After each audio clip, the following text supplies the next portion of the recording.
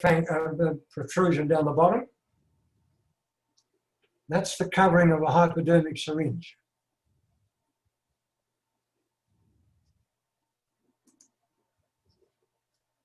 The dear little darling, probably the deadliest marine animal going, and that's the irukandji.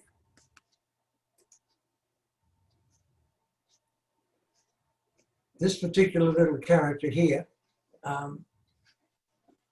rarely gets a mention, but the end of the stingray's barb can be quite painful. And it also can be fairly dangerous, not that it carries any venom, but my youngest son copped a stingray's barb into his foot, went to a particular hospital in the eastern suburbs, I won't name them in case I get sued, where all they did was just clean the top of the wounds, covered it, and sent him home. 3 days later, he was in Frankston Hospital with a plastic surgeon, opening it up and cleaning out all the rotten flesh from inside his foot. But if we go back to one that actually, we may have missed a picture. Yeah, it's gone. Anyway, we won't worry about that. It's the delightful stonefish. They live all around Australian coastlines and they look like rocks, hence their name. They can also be found sleeping in the mud or sand. Its back is actually lined with a series of spines that release a venomous toxin. They too have a hypodermic syringe that comes out of the spine to puncture whatever you're walking, whatever you've got on your foot, unless they're actually quite solid shoes, and away they go and inject the venom into you. They're treated with hot water for at least 20 minutes, and it needs to be as hot as the person can actually stand. But certainly, for someone who actually steps on a stonefish is probably going to certainly need medical treatment. On another slide we'll show later, you'll see the effect of someone actually having stood on one. Again, prevention's better than cure. And if you're walking in the area, don't wear thongs, wear properly thick sole shoes, because the stonefish can actually penetrate quite thick rubber. The box jellyfish and other tropical stingers. Again, the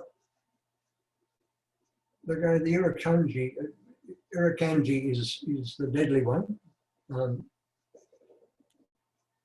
It says there, pour vinegar literally over the tentacles of the person's skin for at least 30 seconds. There's a marine biologist in Queensland that both Eric and I heard his presentation, and his answer is hot water. And he's actually seen it in operation, and he swears by the fact that if we get with the jellyfish in the tropics, that's how we're going to treat them.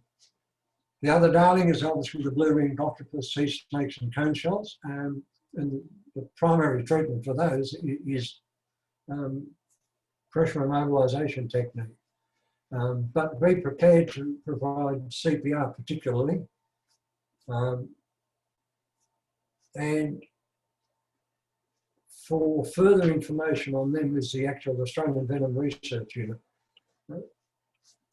They are particularly nasty little creatures, these. And you'll see why shortly when I change over slides as to what we get from these three in particular. But as I said before, the stingray strike, thoroughly clean with hot water. Hot water immersion can be used to treat the blue bottle. Blue bottle stings are found more commonly in the non-tropic areas. That's down our neck of the woods. They can be painful. Hot water at 42 to 45 degrees Celsius applied to the site for 30 minutes should manage the pain. The National Health and Medical Research Council's level 2 evidence of efficacy is that hot water works on the blue bottle sting. Can we use toothpaste instead of stingos? I can't, and honestly I can't say because I've never used it. I don't know how well toothpaste will work. But certainly ice pack on all insect bites. How much should I bandage for snake bite? That's from just below the tip of the toes all the way up the limb or up the hand as far as possible. How many bandages will depend on the size of the person. Should I catch snakes? If you have an ounce of sensibility about you, I would say no. But as a child, one of my hobbies during school holidays was to chase snakes to catch them for the Commonwealth Serum Laboratory. Do we suck out the poison at the site? We certainly do not. When I joined Scouts in 1956, I was issued with a snakebite kit, which consisted of a small glass vial of permanganate of potash or Condy's crystals, a small scalpel, and a rubber tourniquet. And the treatment was a tourniquet above the bite, take a cut between the two bite marks and suck the poison out, and then wash it with a solution of Condy's and water. So they discovered that it was quite dangerous, and in fact it doesn't work because, as you know, snake venom does not travel through the bloodstream. When is a tourniquet okay? Not on a snake bite at all, under no circumstances. How will I know if I should use a spare EpiPen? Simple. If the person's not responding and you've had to use it in the first place and not responding, use it a second time around. There was also the question about using pee or urine on top of instead of hot water.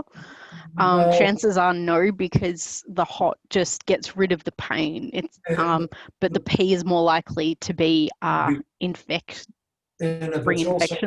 Yeah, it could be infectious. It could have saline in it. And could have all sorts of who knows what in it.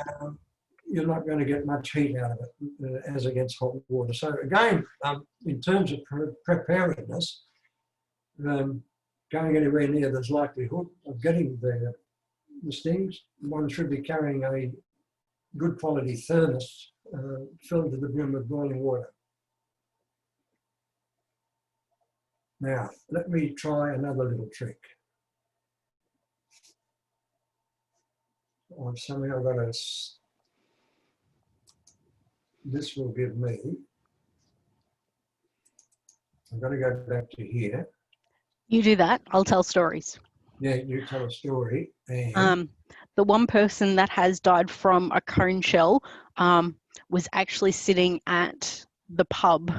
What had happened was he'd picked up all of these pretty shells for the missus to take home, not realising Mr. Cone Shell was still in there.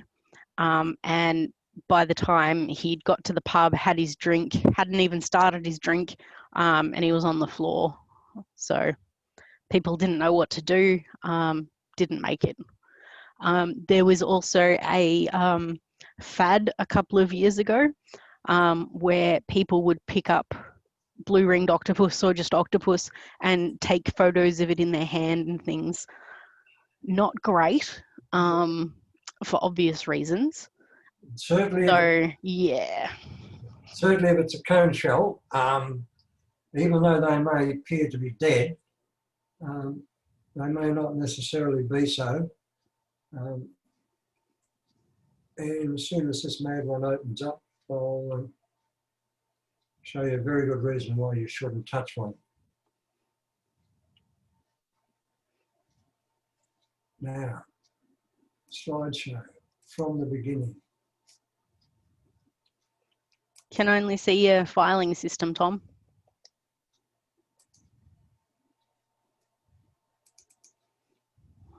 What about now? There we go.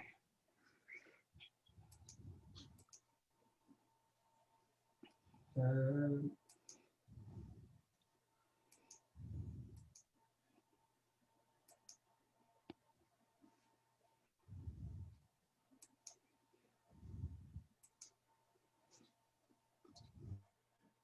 there's the lovely stonefish.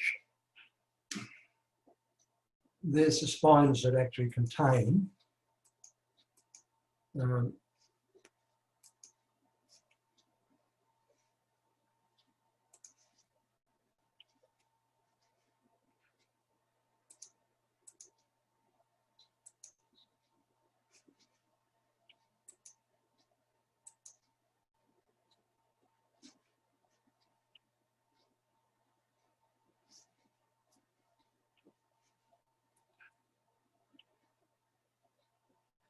there you go, it's instead of feed.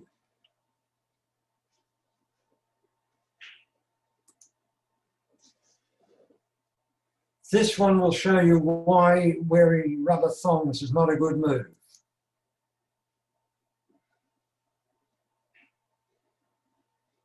There's someone wearing a pair of thongs, steps on a stonefish, and the hypodermic syringe has come out, as you saw. It actually fires the venom into your body, well and truly. Bypass all this rubbish.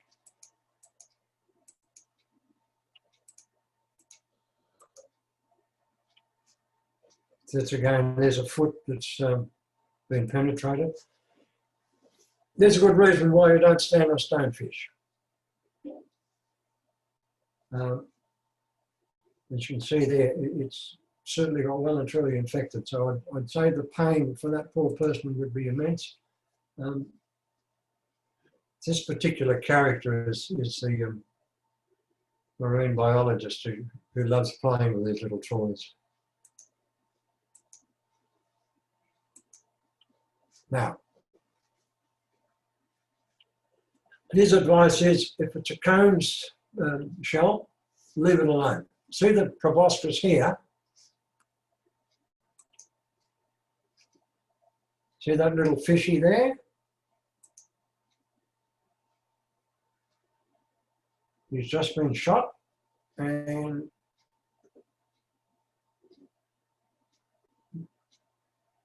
he's just gone as a takeout dinner for the Cohn shell.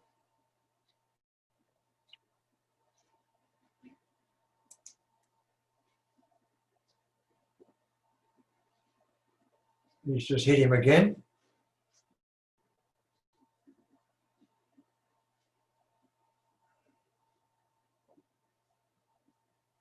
That fish is in dire agony.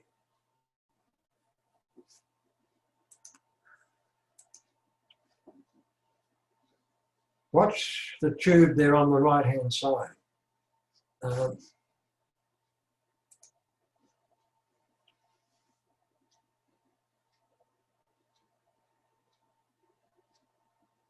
That's got to be coming out of a fair old pressure to punch that venom all the way into that tube.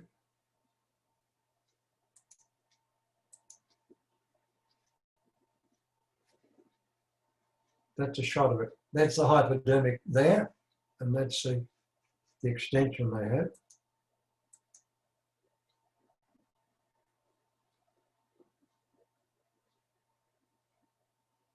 That's how the see the hypodermic there. Another one over there.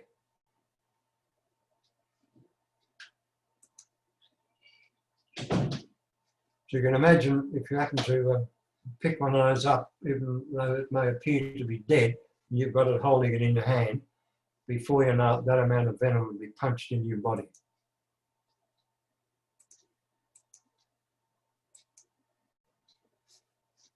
And there's a whole variety of them. So beautiful looking shells if you're a shell collector. But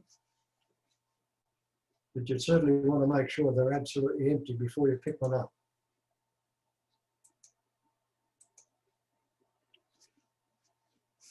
Here's the the lovely little Australian animal, the platypus, lovely little creature. Very, quite pretty. Pick him up and he may well give you this as a present.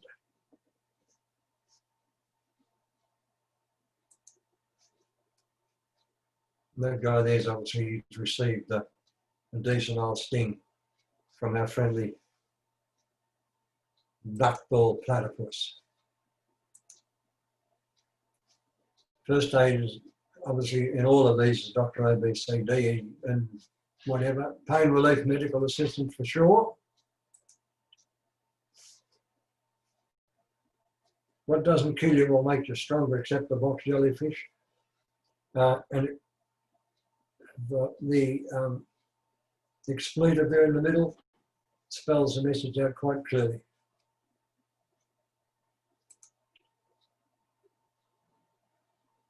Jamie has a theory why this might be.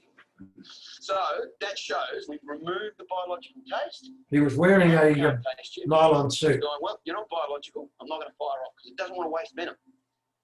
If you had 6 foot 2 meters with a tentacle across you, I've got to tell you, there's not much I can do for you. Ah! Ah! Jamie has brushed up against a tentacle. The pain is instant and intense. He just cut the tentacles under him. This is one prototype And he should know better. that just got the Strikeforce seal of approval. Oh, that's it, gone home.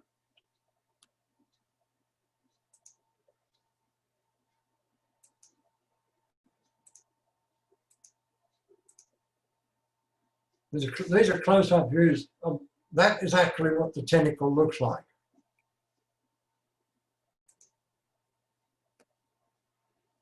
So all those little barbs are what hang on to you and decide to give you a little bit of curry.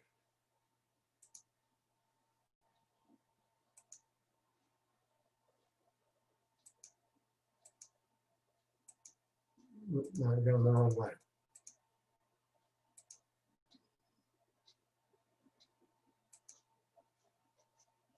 Now this is quite an interesting little exercise that he shows here. But there, It looks like a you can see cane toad he's playing with. pumping away quite nicely. And you'll notice that when it relaxes, which is now pump, relax, pump, relax, pump. As it pumps, it goes white because it's forcing all the blood out of the heart around the rest of the body.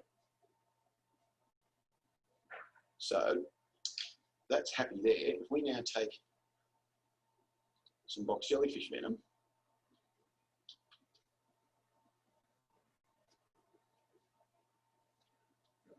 and you can see now beautifully the heart is bouncing away.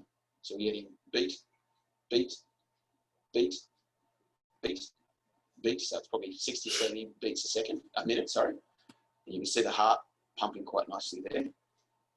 So if we inject venom into that heart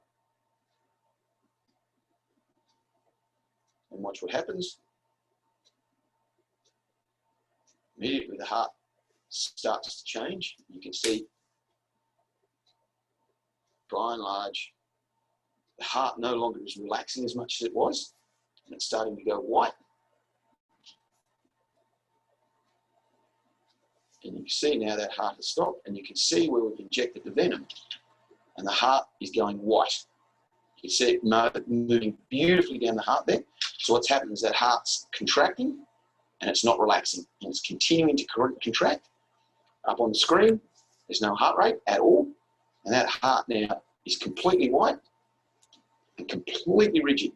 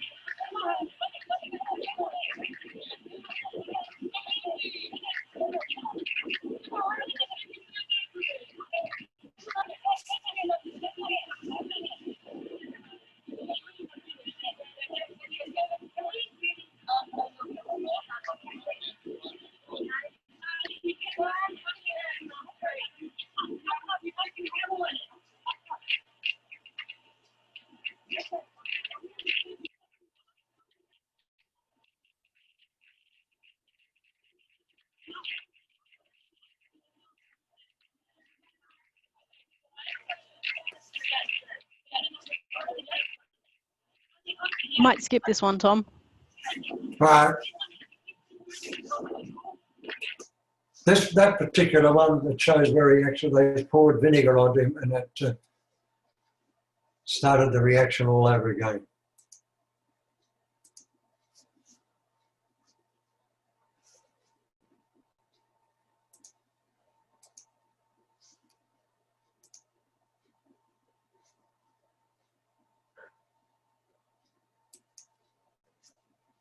So that's it, folks. From that, we've got a couple of questions, have we?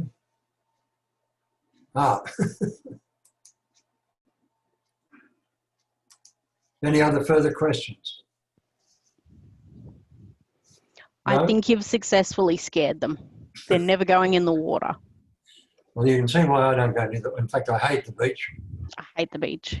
Yeah, One thing to watch out for with the blue ring is that they don't mind living in Coca-Cola cans or in large shellfish, empty shellfish containers. So if you've got cubs who investigate stuff in the water, we used to find them in there, especially when I lived in South Australia, they found their way into there. So it's cubs need to be inquisitive, but not to that extent. No, exactly. And it's, yeah, it emphasises the point that if you're going to take scouts, cubs, joeys into those areas, certainly your risk management's got to be great. And in fact, the adults should do a complete inspection of the area they're going to go into. From my viewpoint, when I said earlier, it's not going to be my problem. My wife and I go to Thailand for holidays, and she gets upset because I don't want to go near a beach resort. She does. So I'll spend the day at a pool and she can go down to the seaside, because I certainly don't need to face any of those issues. Yeah, for those who don't know, Tom lives in regional, nowhere near the ocean. It's the way he likes it. Yeah. Get me Ain't the you Murray lucky? River, for sure. But, Ain't you lucky, Tom? Hey? Ain't you lucky? Yeah, from that viewpoint, yes, well and truly, yeah. Yes, for the last few months, although it's been a nuisance because only last week I was able to rejoin my scouts in an outside activity, and tomorrow night, same trick, it'll be outside with 10 of them, but on the following Thursday, I'll be having 20 scouts inside the scout hall, thank God. But come the 8th of January, 8th of November, I believe the Ring of Steel is coming down for you guys, isn't it? It is. Yep. So don't tell the world. We might be doing courses over the summer. But don't tell the world that that you can still come up to the region areas. No, we don't do that. I